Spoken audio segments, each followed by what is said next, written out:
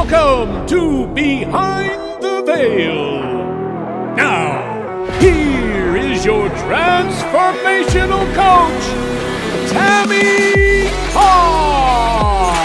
Okay, so I love to start each session off with intention, letting you know my intention, which is to really get you clarity around where you are, where you want to be, and to see if I can give you the best direction, the best shove off in that direction that's possible. So the most amount of healing that is possible in the short period of time is what I'm shooting for.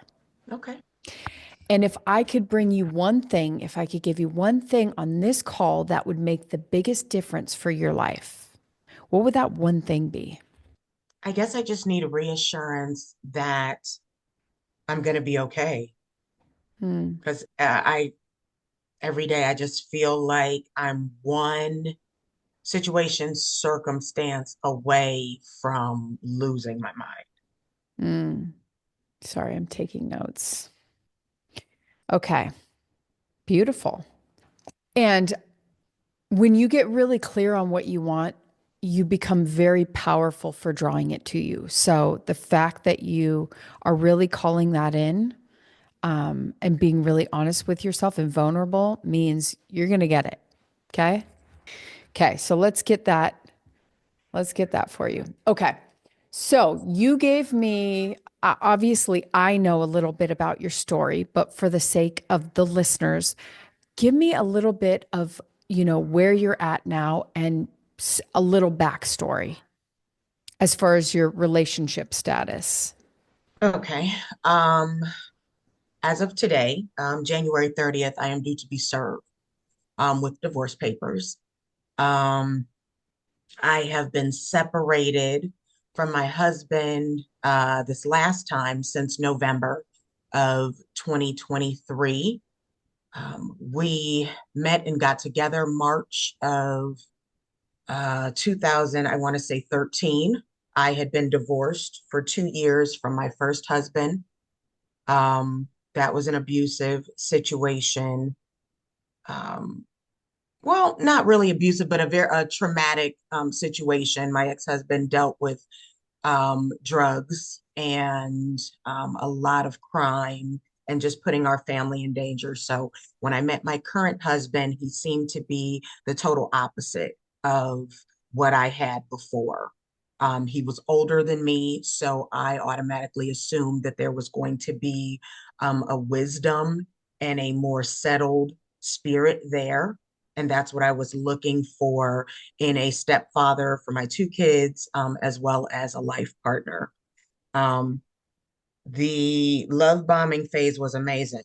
It lasted a couple months, and um, it just felt too good to be true. Everything that I ever wanted, needed, hoped for, he fit that realm. Slowly but surely, a lot of lies started coming to the surface and things didn't make sense. And I had already kind of made up in my mind what the story was. And so even though my intuition and spirit guides were telling me and showing me things, I just refused to believe anything other than the fairy tale that I had created for us. Um, Needless to say, uh, the relationship went from bad to worse. Quite quickly, I ended up pregnant within the first 6 months of our relationship, and that added another layer of manipulation, control, and it just kind of spiraled from there. Um, we've honestly been apart more than we've been together. Um, we've been married for 5 years, and out of that 5 years, we've really only lived together maybe about two out of the five. So in our whole almost 12 years together, we've only lived together for about 2 years. Um, Prior to getting married, we had our second child, which was totally by accident. And at that point, I was totally devastated. because I was trying to put a plan together to leave the situation. But now I've got three mouths to feed. And at that point, the only feasible option for me was, okay, we get married. We solidify this, thinking that maybe that level of commitment would bring about some type of change in his behavior. I always knew something wasn't right. Um, I mean, compulsive pathological liar. I mean, from the day I met him, he lied about everything: his name, his age, how many children he had, his um, current living situation, just everything was a lie.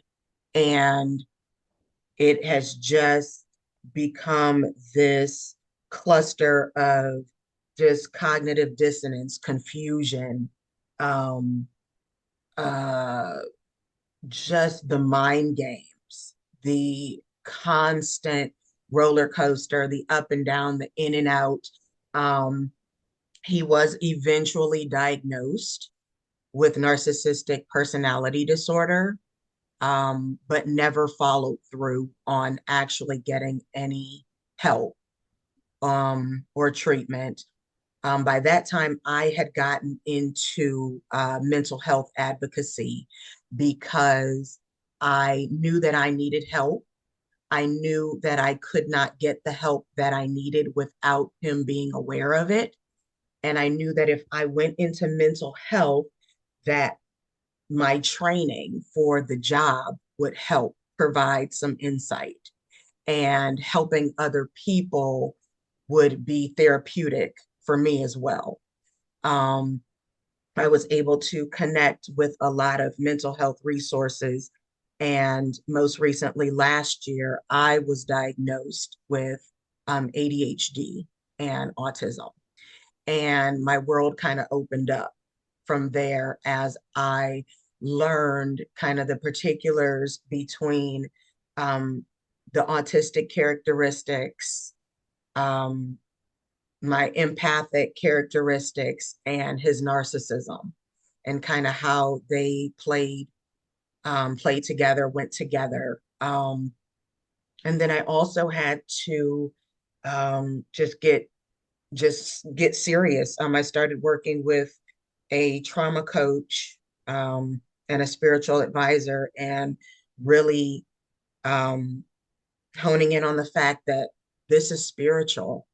A lot of what has been done and is going on is absolutely a spiritual attack, because it doesn't make sense from the carnal human perspective to have someone um, just be so vile and malicious towards you, and intentionally do things to hurt and harm you, and then turn around and um, claim to love you and give you little crumbs of affection and attention, and to then just totally crush you and rip it away and act oblivious to your pain. And um, this relationship, I mean, it almost killed me, not to sound um, dramatic, but October of 2022, my husband found me unconscious on the bathroom floor. Um, I had had a mini stroke.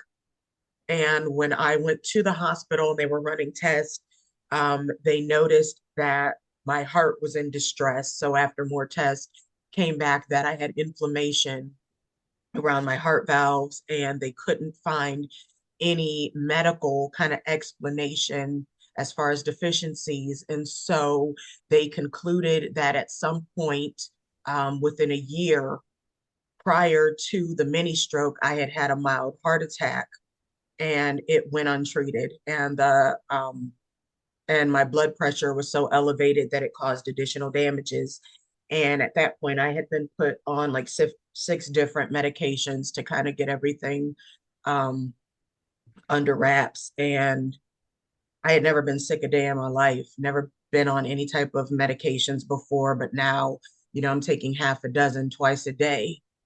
Um, And I thought at that point, maybe something would give, maybe the treatment um, would change, but that never happened. It actually got worse because he saw that not only was I broken um, psychologically, mentally, emotionally, but now my body was broken and I couldn't do as much. And um, I needed help.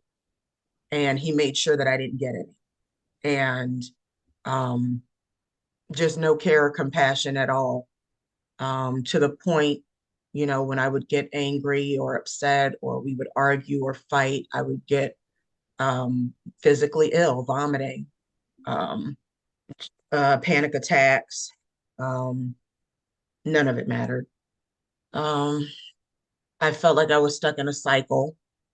I prayed many a nights that if this was the way that my life was going to be, that I would just prefer not to wake up because it had gotten to be excruciating. Um, every part of my life he affected negatively. When I met him, I was thriving. I was making very good money. I was able to very comfortably take care of myself and my two kids. By the time we got married, I had four kids. I was making half of what I was making. And he made sure that he loaded the finances to where I didn't have money to save. I didn't have money to invest. All the business ideas that I had to be put on the shelf because there was just no funds for it. Um, he locked me out of the marital home on three separate occasions, and I was forced to find housing for my kids and basically rebuild all over again by myself, replacing all of our furniture, clothing, toys, incidentals, you name it. Um, Racked up credit card debt trying to, replace beds and furniture, went through my savings, went through, any extra liquid cash that I had, just trying to make ends meet. And he made sure that he didn't help because he wanted to force me to come back. So by eliminating any help or assistance, keeping me from my furniture and my belongings, that was a way to manipulate me to come back. And it worked because I went back. Um, I moved back and forth 6 times in 4 years between North Carolina and Ohio. I would move back and then it would get to be too much. And usually I would pack up either in the middle of the night while he was asleep, or I would pack up while he was at work. Um, the very last time that I was put out of the marital home, um, I went to the chief of police and he told me, that it was unlawful, but it wasn't criminal, it was civil. And, in order to really gain any protection, I would have to go to the courts. And that's what I ended up doing. Um, the day after he put me out the last time, and I was granted a temporary restraining order. And he was removed from the marital home. The kids and I were allowed to go back. And I had just decided at that point, since the house was in his name only, that I didn't want the problems connected to that. So I found a home for my kids and I, and that's where we have resided since the last episode. Um, You he said ended up, but yes. you said the last episode. What exactly does an episode entail? And I call an episode when he decides I need to be punished for something that I did that he didn't like. Um, he didn't like a post that I made on Facebook. That was his excuse. He actually had been threatening to put me out for weeks. And I just think that was the excuse that he gave that particular day. But I had already spoken with the chief of police and I had already called the domestic violence center in my county. So I had a plan. lined up because I knew that it was coming. Um, and this time I didn't fight it. I didn't fight him. I didn't argue back. I allowed him to be in violation so that I had documentation of it. And um, the restraining order was granted. He was removed. He ended up violating the restraining order twice. So they issued two warrants for his arrest. I was conflicted in having those warrants executed, but when I read his response to the restraining order petition, and he lied about every piece of everything that was in there. And so I had him served on his job and he went to jail. And when he got out of jail and we went back to court, we agreed on a mutual restraining order, or they call it a Rule 65. And it was outlined, and we had um, an app that we were instructed to use, a co-parenting app. Um, and it was going fine for about a month or so. And then he came with, this epiphany about reconciliation and wanting to make things right. And like an idiot, I fell into it. I told him up front that I didn't believe that he was capable of changing without any professional help. And I told him that it wasn't going to work out. And I told him that um, I knew that I would never feel comfortable living with him again after being put out so many times and having my belongings kept from me, and just all of the back and forth. I was just so unsettled around him. um I mean, the feeling was like walking through a haunted house every day. You know that there are things that are going to jump out and scare you. You just don't know where they are. You don't know when they're going to jump out. So I existed in a state of like constant fight or flight, um, just constantly unsettled. And I just knew. So over the course of our 1 year separation, um, a number of things happened that, just further solidified the fact that, you know, he's just on assignment to hurt me, just doing things and lying, and the triangulation between me and his ex-wife and me and his grown children, and just all of the problems that he causes in my life and in the lives of those connected to me. Um, it just got to be unbearable. I have a 18-year-old son from my previous marriage who is autistic and has ADHD and suffers from depression.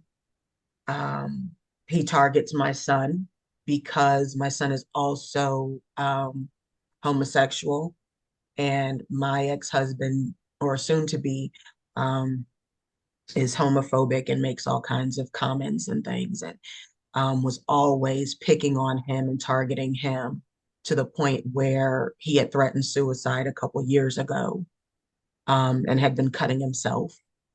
Um, happy to report he's doing amazing now. He's lost 80 pounds. He graduated high school early. He actually had failed several grades because of the depression and anxiety and everything that he had to see and witness at home. Um, but he's doing amazing. He's studying to take his insurance exam, and he's going to be a part of my insurance agency and hopefully, you know, gain his footing and find his position in life. And um, as I'm growing and healing and accepting and recognizing, I'm having to restore relationships with my children because they had a shell of a mom for over a decade. Mm-hmm. I getting out of bed every day. I look at pictures and I don't even remember those events. Mm-hmm. I was just there. I couldn't tell you what what happened. And it's just only by the grace of God that my kids didn't turn into complete heathens because I couldn't blame them. I mean, I was there and I did, but I wasn't emotionally available at all. Mhm. And, I know that they've gone through so much. And just to see how our relationships have um, kind of flourished since I walked away from him. Um, my oldest daughter, she's actually finishing her doctorate. Um, she is a child therapist. And I mean, the irony in that is just a blessing within itself because she helps me. And she's been really pivotal in helping my youngest two that are kind of being used as pawns at this point. Um, but it's a day by day thing. Some days I am invincible. Some days I rule the world and I accomplish more in 8 hours than most do in 24. And then some days I have to talk to God all day to Mhm. keep it together, So it just depends on where the sun and the moon align, and it's getting easier and easier every day. And I'm accepting um, Okay, the reality. I want to stop But you right here because I see you going in the you're going in the positive direction. That's wonderful. You're kind of going to pull the great out of it, but I want to stay in the pain for a minute because I want to ask you a question. Why? Why did you allow someone to treat you like this? because I had mommy and daddy issues and abandonment issues, and I grew up a people pleaser. And I grew up believing the more that you do for people, the more they will value you. And I was very naive, thinking that other people thought and behaved the way that I did. And I couldn't wrap my brain around why everyone else loved me and he didn't. And so I figured there was something that I was doing wrong. Mm, And maybe I had not shown him just how hurt I was. So maybe if he knew this time how hurt I was and how destroyed I was, he would have a wake up call like, wow, I've done enough to her. Let me treat her better. And because I felt like I had helped him so much and elevated him so much, I didn't understand, I couldn't grasp, why those things didn't deserve gratitude and honor. And, you know, at some point, I think I had like this grandiose kind of arrogance because I'm like, how dare he? Like, I am amazing. So let me keep giving him chances because at some point he's got to see I'm amazing. I'm not going to let this mediocre dude just dog me out and not have a victory story at the mm, end of this. Like, I'm going to have this great testimony that I turned my abusive husband into my knight in shining armor. And then we rode off into the sunset mm, because doesn't fail all these degrees, was a model and a beauty queen. And, you know, all of these fabulous things. So, how does just get played and bow down and accept it? I could not accept it. I was going to force him to love me, force him to tell me the truth, force him to be the husband that I deserve mm. because I felt it was my responsibility. There was something that I wasn't doing. There was something that I was not showing or explaining because I could not understand. Okay, good. You gave me something, you gave me a lot of stuff that I get to work on. Okay. So this is the part where I'm going to have you get very relaxed. Okay. And this is the part where we're going to get some answers. Okay. Because there's actually a reason why that you attracted him. And there's also a reason why you stayed. And there's a reason for all of that. And that goes back to the first 5 years. And you're very much aware. You're very unusual in the fact that you've done your inner work and you know that you got mommy and daddy issues. And that's the reason why. Because Newsflash, we all do. It's just to the extent that we're aware and how we're constantly working on them, right? And so you have an enormous amount of awareness, which is beautiful. But I really want to get some answers for you today. So this is the part I'm going to be taking you through a process, and I'm dealing with your subconscious mind because I too am a trauma coach, right? So I'm going to work with your subconscious mind, but just know that as I'm taking you through this process, it's going to feel like a meditation. And you probably know because you've probably done these before, but I'm going to have you just surrender back in when your logical mind, because you're also very logical. You're very left brain as well. And so I'm going to have you just kind of surrender back into the process when your logical mind comes in with thoughts, okay? When it starts chattering, okay? So I want you to take a moment to get nice and comfortable in your seat. Make your spine as straight as possible. If you can, put your feet nice and flat on the ground, nice and centered, grounded. I want you to just sit, relax, and feel the earth rising up to support you, rising up to hold you, rising up to support you in this process, okay?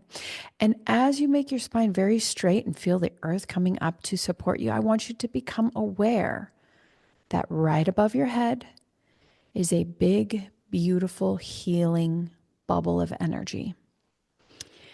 This beautiful healing bubble is exactly what you need to bring your body into a relaxed and completely supported space. First impression, I want you to give this bubble a color that feels the most healing and relaxing and calming to you. What color would that be? Rose gold? Gold. Gold. Beautiful. So I want you to connect to this gold colored, beautiful healing energy ball right above your head. Should sit about an inch from your scalp. And I want you to picture at the top of your head, at the top of your scalp, it's like a moonroof, and it opens up to receiving this gold energy bubble.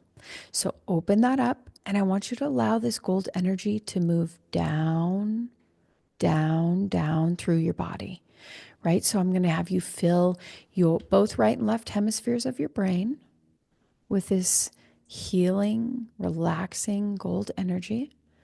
And I want you to let it melt down into your eyes and your ears and your nose, your lips, your jaw. I want you to allow it to fill your entire head with this golden, relaxing, healing energy, moving down your throat and your neck, down to your shoulders, softening each muscle as it moves down, relaxing each and every cell, moving into the muscle and the tissue, the RNA, the DNA, all the way down to your epigenetics, going deeper and deeper and deeper, moving down your shoulders to your elbows and your wrists and your fingers, filling your entire arm with this healing golden energy, opening up your heart center from every single side, allowing this gold energy to rush in, filling each and every cell, going deeper, deeper, and deeper as it moves down your abdomen, down to your lower back and your hips, filling each organ, each tissue as it moves down to your knees and your toes. So it's fully immersing each and every cell of your entire body with this beautiful golden energy. I want you to take a deep breath in, hold it, and as you exhale out, I want you to allow that golden energy to create a bubble around you, all around you, like an egg shape all around your body to hold you and support you with this healing, gentle, loving energy. Now, as long as you're in this energy bubble, you're supported and you're fully held and you're loved. And this emotional state is your set point. It's who you really are at the base and the core of your being. Now, I want you to turn your attention into your body. That's right. I want you to go inside your body, knowing you're safe and you're held. And I want you to connect back to that conversation we were talking about and that statement you made, the statement of, he's on assignment to hurt me. I want you to tune to this statement and the emotions connected to it. He's on assignment to hurt me. And I want you to become aware, notice, and see that there's a place in your body where these emotions stem from. They seem to be streaming from. And first impression, I want you to take your hand and place it on this area. Because I can't see where your hand is, I'm just going to trust you. What color is that first impression? What's that? Black. Black. Okay, so I want you to tune to this black area. Okay, and I want you to go all the way into it. That's right. Feel the emotions from it. And I want you to notice, become aware that there is a projection projecting out from that black spot that is projecting out from your body. And as you become aware of this image that's being projected, you notice that it is, in fact, the very first time, your first memory of ever feeling these emotions. So I want you to allow that picture to get clearer and clearer and clearer until you can tell exactly what memory or series of images it's bringing up. Let me know when you've got that. I've got it. Great. First impression, how old are you? 40, You're 40. 30, 39. You're 39. Tell me, are you alone or are you with someone? With someone. Who are you with? My husband. And what's happening in this image? He had just woken me up out of my sleep. I'm downstairs sitting on the living room couch, and he's standing over me, screaming at me. His his home in Ohio was set on fire, and he woke me up out of my sleep, accusing me of hiring someone to set the house on fire. I want you to tune into that black bubble around you in this image at age 39. Don't fight back the tears. I want you to let them come up and out. I want you to let them out because we're going to release them all the emotion that this 39-year-old woman is feeling from being woken up in the middle of her sleep and accused of horrendous things. I want you to allow her to feel these emotions because they're still living inside of her. I want you to move into this black bubble that she's in. And I want you to literally feel her emotions for her. Like threading a needle, we're going to move through that black bubble until it's completely dissolved. I want you to look deep into her eyes. And I want you to feel what she's feeling right here in this moment. What is she feeling? So confused and scared. Mm-hmm. What is she confused about? Where this is even coming from? Like, how would it be possible? Nothing he was saying made any sense. We were 600 miles away. I had just moved back from a period of separation. I had only been back in the house 3 days. What else is she feeling in this moment? What is she scared about? She's scared of him. She's scared of, possibly going to jail for these accusations. She's Mm-hmm. scared for her reputation. Mm-hmm. What else is she scared about? Retaliation from everyone that he's recruited on this witch hunt. Mm-hmm. What else is Scared she of not scared? being believed. Mm-hmm. Scared of losing my kids over an accusation. Mm-hmm. What else is she scared of? The fact that she's married to this man in that moment. I thought he was going to hurt me. She thought he was going to hurt her? I had never seen him so angry. What else is she scared about in this moment? The future. what Mhm. her life is going to look like moving forward. What is she scared it's going to look like? Ruined reputation, whispers, family animosity, tension. What else is I she felt scared? I was being ganged up on. I want you to look deep into her eyes as a third party observer. I want you to feel into her soul and the pain she's experiencing. What is she believing about herself in this moment? She's believing she's a fool and that she never should have came back, that she should have followed her first mind and her intuition that was telling her that things were not going to get better, that they were going to get worse. And she was blaming herself for being in that situation because had she stayed in Ohio and not allowed him to talk her into coming back, that she wouldn't be in that situation. She blamed herself, What else is she believing about herself right now in this moment? that she was trapped. She had no friends or no family in town. She had to just do or say whatever he asked of her to stay safe. She has to do or say whatever he wants in order for her to stay safe. Yes, How long has she been feeling like that? for the past 5 or 6 years. Where did she learn that from? I want you to go back as early as you can find. Where did she learn that from? That she had to do or say whatever they wanted in order to stay safe. When she was kidnapped and raped at 15, 15. That was the very first time that she learned that she has to do and say whatever in order to stay safe. when the knife was to her throat. Yeah, Mm-hmm. I want you to go ahead and be in that moment with your 15-year-old self. And I want you to see the black bubble. That's right. I want you to go all the way back to that memory and I want you to be there. That's right. I want you to let her feel it because she's inside of you and she's in pain. And I want you to be her hero.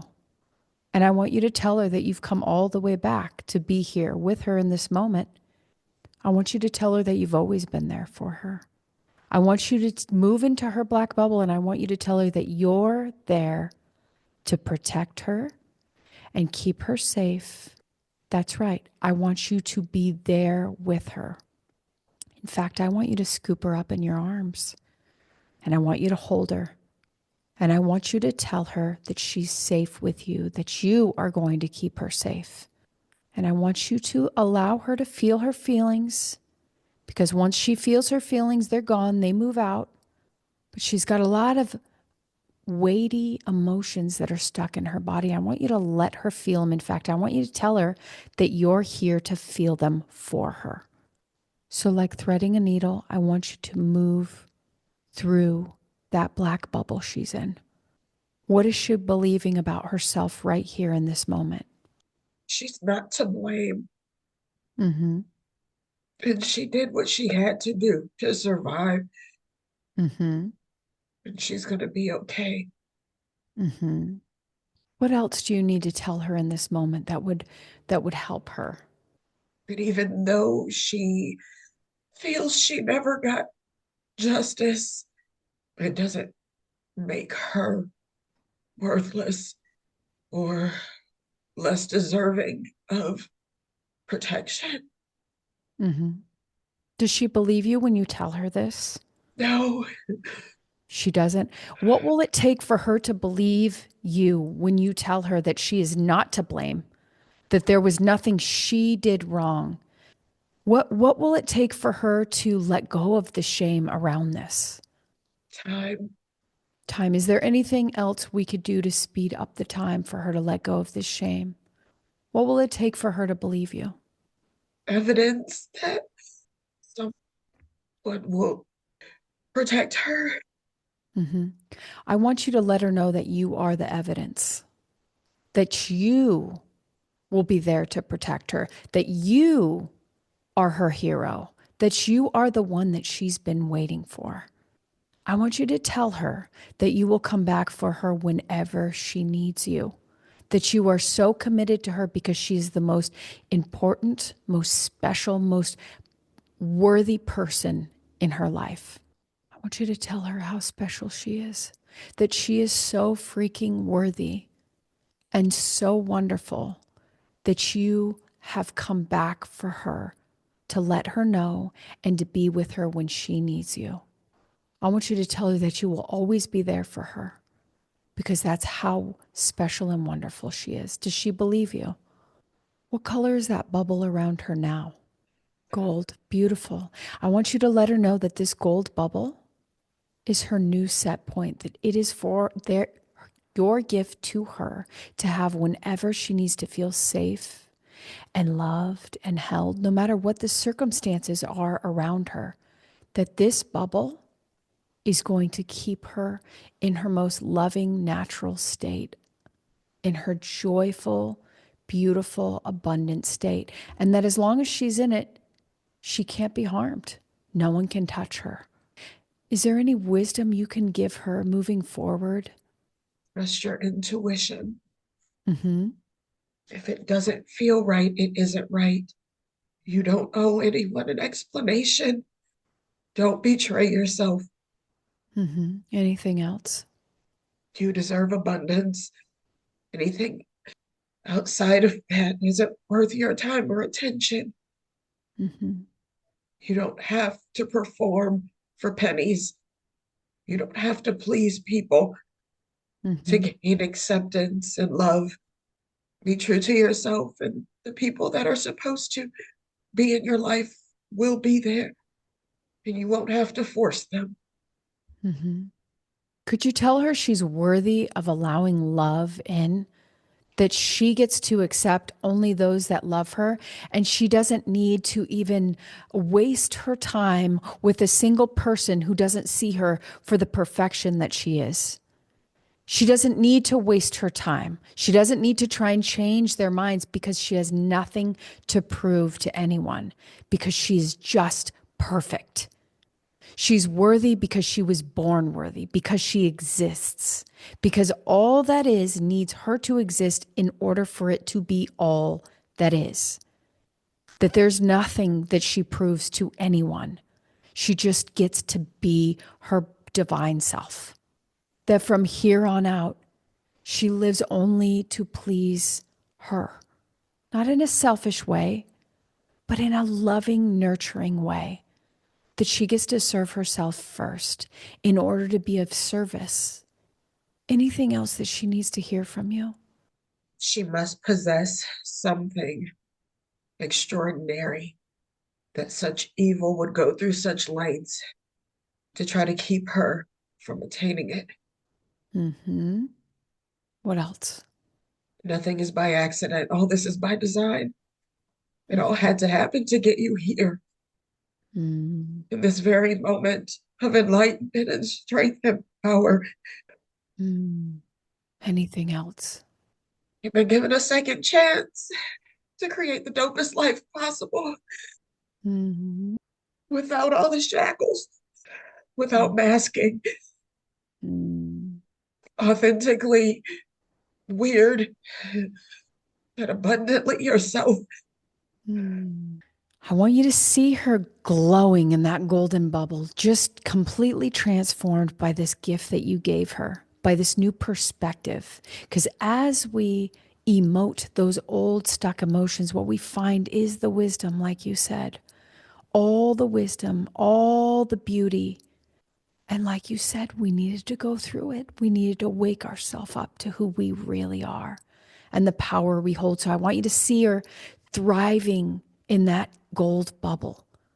And I want you to shrink her down to the size of a postage stamp.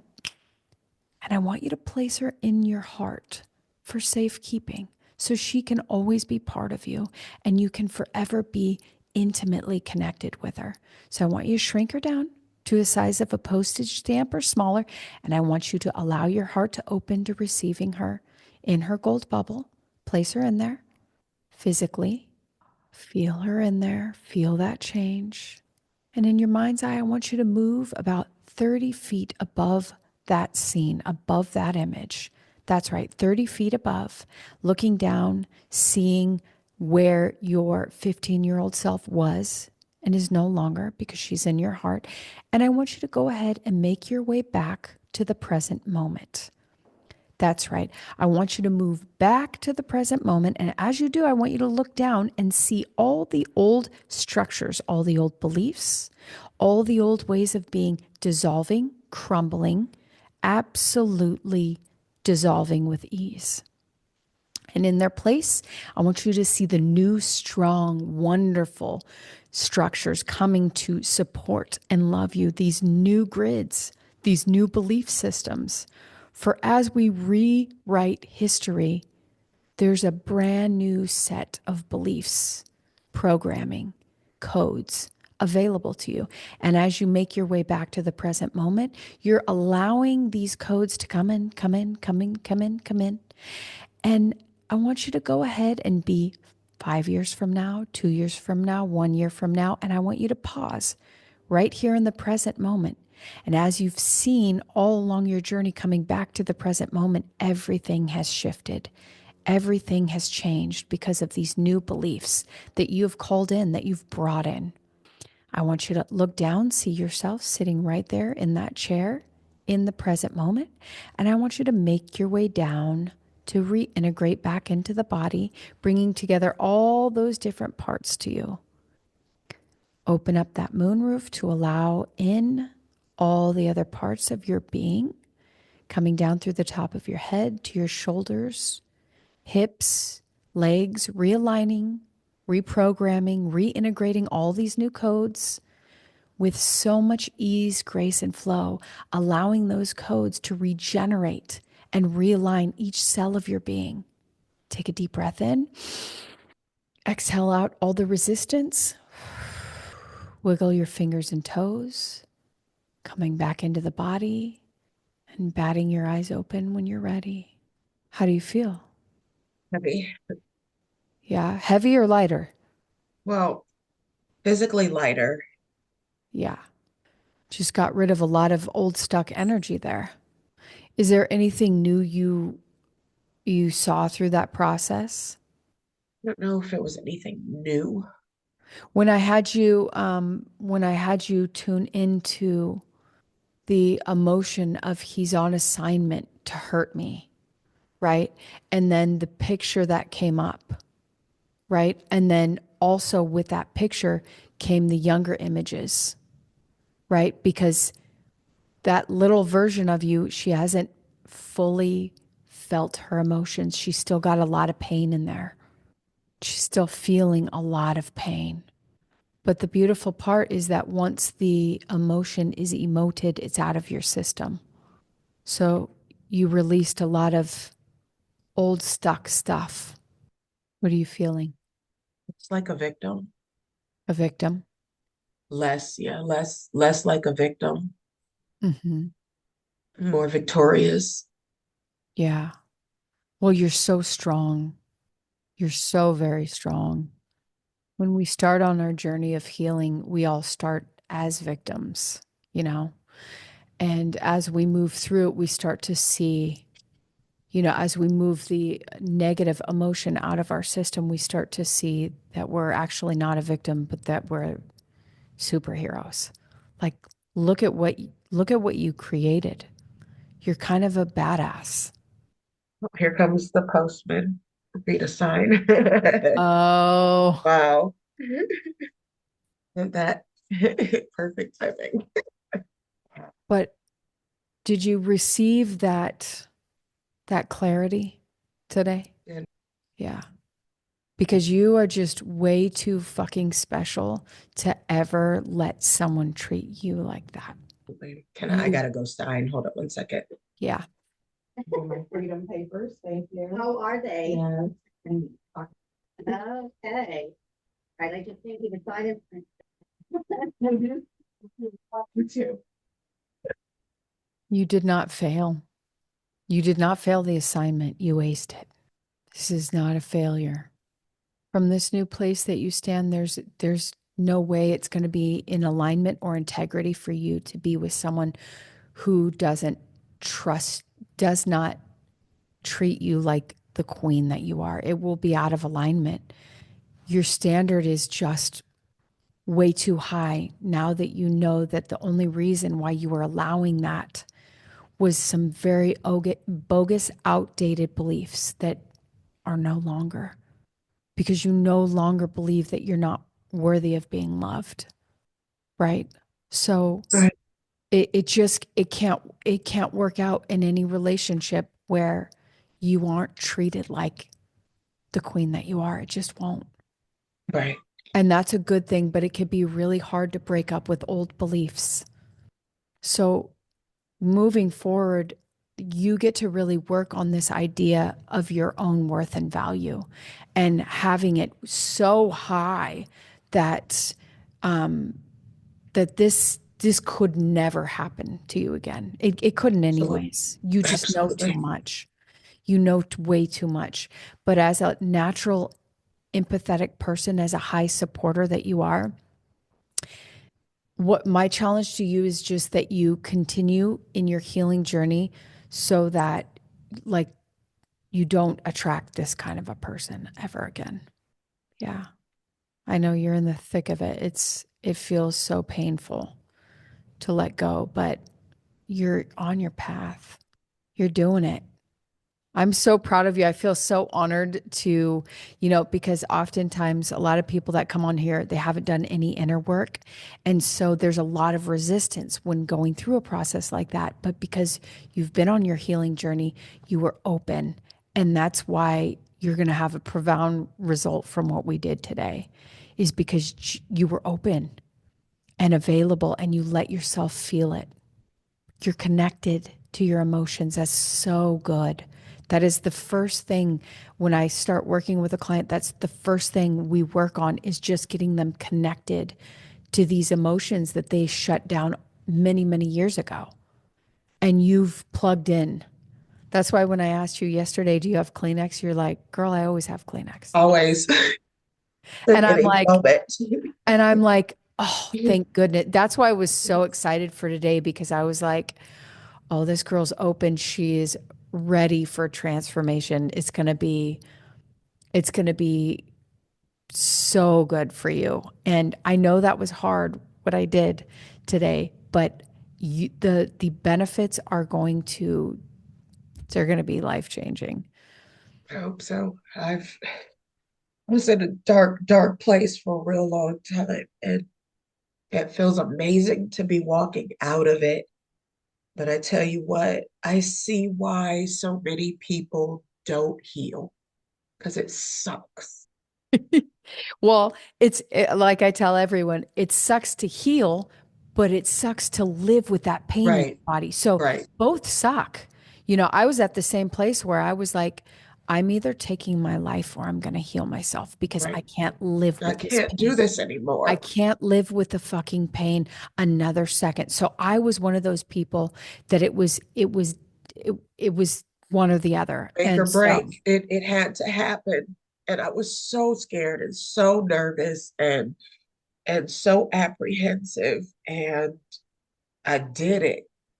I did it. you did it. And everything that I prayed for, not only did God make it happen, but like he exceeded my expectations. And through this whole separation, my kids and I didn't want for anything. And none of his attempts penetrated. And I've been able to create such a beautiful home for them.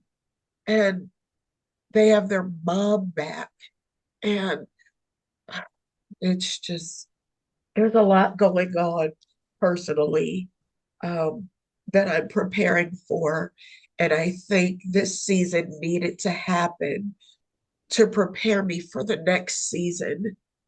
And as painful as it was so necessary, because once I deal with this, then I can be the strength that's needed for that next chapter. Yeah. So true. It is so very true. And you'll get to that place one day, for me, looking back, it was like I wouldn't take back any of the trauma for anything because of what I realized that I placed it there in order for me to accomplish my life purpose, which is what I get to do now. And it is my passion and my pleasure. I couldn't have done it if I hadn't walked through that fire. So it's the refining process. It You sound is. like you're It is. knowledgeable in the Bible, so it's the refining process of It is. what's created in fire. That's where the gold comes in, and it's not a fun process. It sucks and it's painful, but the the freedom that you will feel on the other side, I'm telling you, is so delicious. It is. It's worth every It ounce of is. money, every tear. It's worth all of it. So you stay on your path and just press in and let yourself feel the pain, because that's what moves it out of your system. When you feel the pain rising up, give yourself some time to go cry, or if it's anger, let yourself emote that, but let yourself feel it. Right. Because a lot of people have this understanding about emotions that they're not safe, or that if they feel the emotion, they won't stop feeling that. And it's not the way our system works. Once it's fully felt, it's gone, it's dissolved. So don't be afraid to go there. Sound good? Sounds good. Well, thank you. I consider it such a privilege and honor that you let me in to do that work on you today. And Thank you. I pray that it is such a massive benefit to you in your life. And if you want to continue on the work with me, feel free to come on a workshop or something that I have. But I wish you so many wonderful, wonderful things. Thank you. I appreciate it. Yes, love. You have a wonderful rest of your day, You okay? And too. drink lots of water. I will. Okay. Thanks, Tammy. You're welcome. Bye. Bye. Young.